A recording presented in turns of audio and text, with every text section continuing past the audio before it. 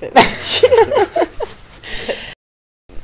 Donc moi je suis Sylvie Buscaille et je travaille à Ciné 32 depuis 13 ans et je suis depuis plus d'une dizaine d'années la déléguée générale de l'association.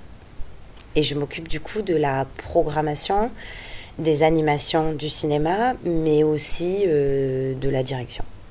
Et moi, je suis Karine Cognéven et je travaille à Ciné 32 depuis 2006. Je suis responsable administrative et donc avec Sylvie, coordination de l'équipe de 25 personnes et puis coordination de la gestion budgétaire. Ouais, vas-y. Alors, faut remonter un tout petit peu parce que cette quand même grande période de vacances pour nous qui a été un peu inédite parce qu'on a des métiers qui sont quand même très prenants. En ce qui me concerne, ça m'a permis d'être beaucoup plus disponible pour militer ces derniers temps.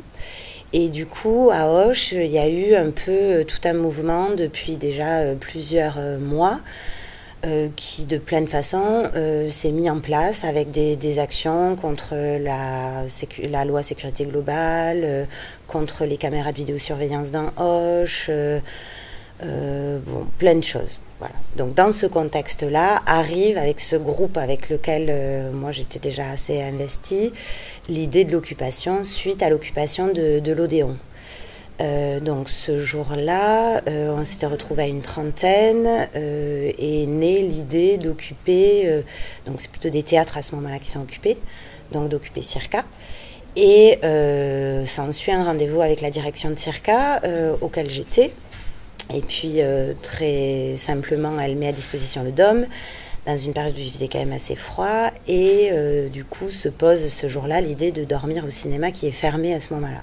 Et puis, dès le début, Karine aussi pas mal, avec quelque chose d'assez, par contre là pour le coup nouveau, puis qui mélangeait un peu le personnel, le professionnel, donc des choses voilà, qui n'ont pas toujours été complètement simples à arbitrer, mais quelque chose d'assez joyeux et d'assez beau aussi dans cette période de fermeture du cinéma, de le voir habiter autrement. Et j'avoue qu'on avait quand même fait beaucoup de choses ici, mais jamais chambre d'hôtel. Alors l'occupation, pour moi, elle est arrivée dans une période où ça faisait déjà 3, 4, 5 mois qu'on était à l'arrêt complet. Les 3 premiers mois ont été assez durs personnellement. Et puis ensuite, il y a eu une reprise de la vie collective, de la vie engagée, voilà, une reprise de la vie professionnelle parce qu'on a mis en place des formations en interne, on a mis en place des temps de travail où on a participé à des temps de travail qui étaient mis en place par d'autres. Voilà. Et donc, il y a eu une remise en mouvement un peu, et cette occupation est arrivée à ce moment-là, et dans cette énergie-là. Et elle était complètement justifiée dans ses revendications, donc on a plongé dedans.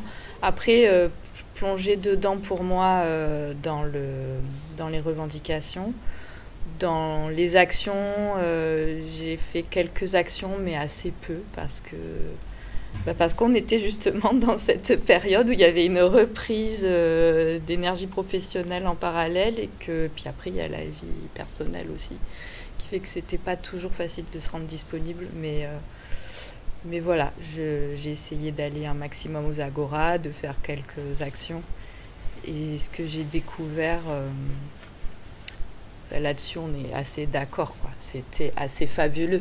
En fait, dès le départ, à Auch, il y a eu aussi la mise en place d'une organisation collective qui était vraiment magnifique à observer. Voilà, ça a été l'occasion de rencontrer des nouvelles personnes, de rencontrer des têtes qu'on avait déjà vues mais sans les connaître, et puis de voir un collectif se structurer et fonctionner avec une façon démocratique plutôt chouette et dynamique, inventive, originale. Enfin, moi, je dis souvent, je lis pas dans le marc de café, hein, donc je suis pas du tout capable de faire des perspectives très développées. Il y a une sorte de double mouvement.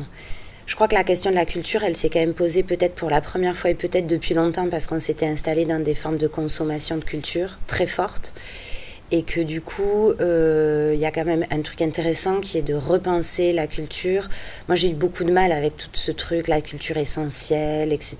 Je savais pas très bien comment me positionner par rapport à ça, mais je crois quand même que petit à petit, ça nous a quand même obligés à chercher l'essence dans ce qu'on fait. Et ça, je trouve que c'est quand même un mouvement qui est intéressant et qui va, j'espère, continuer à nous habiter, malgré le fait qu'on va rentrer dans une routine, dans une façon de faire, où on est quand même sur des métiers de folie aussi. Hein. Enfin, on bosse beaucoup, on est dans du... On a les mains dans le cambouis hein, quand on est dans un lieu. Hein. On est un jour en train de déboucher les chiottes et le lendemain en train de présenter une séance. Donc on est aussi dans cette urgence qui fait qu'on n'a pas toujours le temps de penser tout ce qu'on fait. Donc à la fois, il y a eu ce temps qui a permis ça. Et après, il y a des inquiétudes réelles parce qu'il y avait un modèle qui, quoi qu'on en dise, est assez unique quand même dans le monde, en France, autour de la culture. Et que ce modèle, aujourd'hui, il est mis à mal. Et on le sait, si on connaît un peu l'histoire de la culture, que ça a été toujours quand même accompagné de volontés politiques très fortes. Et que ce système, il n'est pas du tout né, il est né d'acteurs très engagés sur le terrain, mais il est aussi né de véritables volontés politiques et que là se pose cette question, quoi. Donc, que va-t-on faire ensemble collectivement et que vont-ils faire aussi pour accompagner une reprise sur le moyen long terme ? Je crois qu'en tout cas, au niveau des structures, il y a eu des aides qu'il ne faut quand même pas oublier, qui ont été réelles. Et même sur les artistes, il y a quand même eu cette première année blanche qui n'est absolument pas suffisante. Et c'est tout l'enjeu aujourd'hui du mouvement d'occupation que de dire que cette crise, elle s'inscrit beaucoup plus dans la durée et que la deuxième année, elle est nécessaire. Et même peut-être il faudra voir par la suite. Mais en tout cas, il va y avoir un laps de temps de reprise tellement inédite que si on veut que ce modèle, il perdure, toute la difficulté, c'est est-ce qu'on veut qu'il perdure tel qu'il existait, est-ce que c'est pas aussi le moment de le repenser, de le réinventer voilà où on en est. Mais on est avec aussi beaucoup de points d'interrogation, quoi. Donc, dans des moments de points d'interrogation, moi, je trouve ça quand même compliqué de tout repenser. On n'est pas non plus des machines qui nous arrêtons, qui repartons, qui repensons, enfin, je veux dire, on le faisait avec cœur aussi, ces métiers-là. C'est quand même des métiers qui sont très engageants. Moi, il y a plein de choses où quand je réfléchis à la soi-disant salle de demain, en fait, c'est ma salle d'hier qui est ma salle de demain. Enfin, je veux dire, concrètement, tout ce qu'on mettait en place dans cette vie collective hyper dense, hyper intense, sur un petit territoire comme le nôtre, oui, certainement on peut faire mieux, mais on faisait déjà beaucoup, quoi. Ouais, voilà. Le cinéma, avant que le film arrive au niveau de l'exploitation, il est passé par différents intermédiaires entre le cinéaste et le cinéma. Il est passé par le producteur, le distributeur. C'est vrai que c'est pas comme un lieu de spectacle vivant où le programmateur est en lien direct avec le créateur. C'est très disparate aussi, hein, la situation des artistes.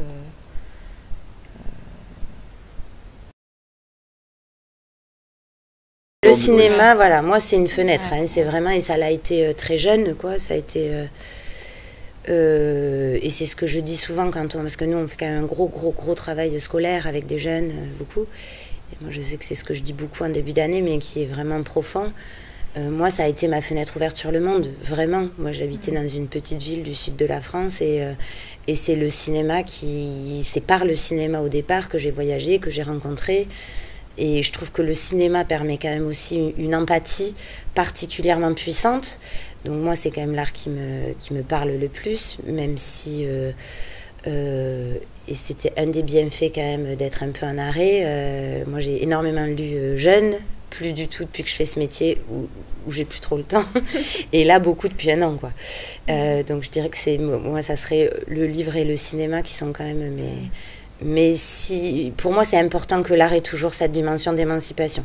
Et il y a aussi tout l'aspect émotion, enfin, vivre aussi pleinement son corps et ses émotions. Enfin, c'est un peu dingue de pouvoir rire ou pleurer, même en regardant un livre, enfin en lisant un livre, ou en regardant un film, ou en regardant une pièce de théâtre, ou d'opéra, voilà, il y a un truc qui se passe aussi dans le corps que je trouve hyper agréable. Alors moi, très tôt, j'allais pas beaucoup, je fréquentais pas beaucoup les lieux culturels avec mes parents.